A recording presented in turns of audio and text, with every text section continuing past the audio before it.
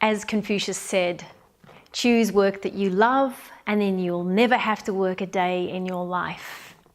Essentially what that's saying is do what you love because it makes your heart sing.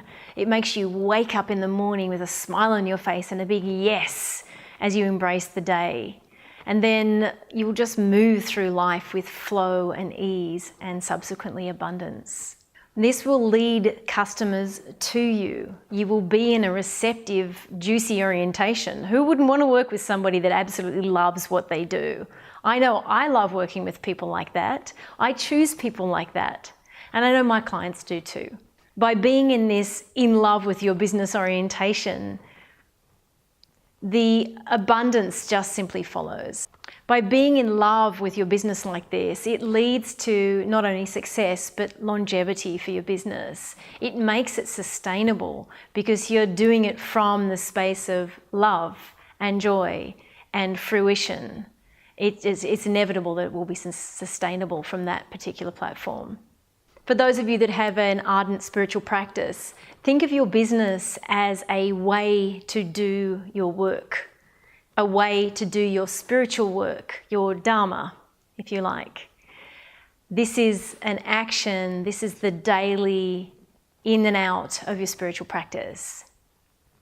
So more on the concept of flow. So we can see money like water. Now some of you might be saying, yeah, it's totally like water, it always flows out. But what I mean by that is money flows. And it flows through you, it flows through your business, it flows into you, it flows out. I remember when I was in my early 20s and I was working as an architect at the time. And I remember I was doing all the bookkeeping for my household. And I remember this experience. I know somebody taught me, and I can't remember who to quote here, but every time I wrote the check, I felt gratitude that I had the money to be able to pay the account.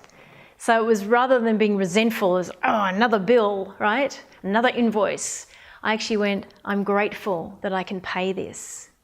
Now that is an opening of the floodgates, opening of the flow of money into you and out of you. Such an essential piece. Now flow is such a key essential part of the feminine anyway. So I really encourage you to embrace this concept of allowing money to flow. To the type of people that actually hold money tightly and try to accumulate it, the money becomes toxic and stale. Now this comes back to this thing of, is there space inside of you for money to flow into you? This is why we did the space creation meditation in the earlier modules, because you need to create space. You're so full of ideas and worries and pains and to-dos, and there's just no space. You're full up with the wrong kind of things. We want you to be full up with life and juice and love and this flow that happens when you're in that orientation inside of yourself. So I want you to do another journaling exercise. I want you to see if there is space for money to flow through you, if there is space inside you for money to come into you. I want you to just have an assessment of the flow either way. Is more flowing out than flowing in? Why is that? Let yourself look inside yourself and see what your relationship is to the flow of money. Now turn off the video and I'll see you back on the other side. So welcome back. Now this is a good exercise, isn't it? Because this is about the feminine nature of money. The flow of money is all about the feminine relationship to money. So I love that exercise and I encourage you to continue to watch it in your daily life.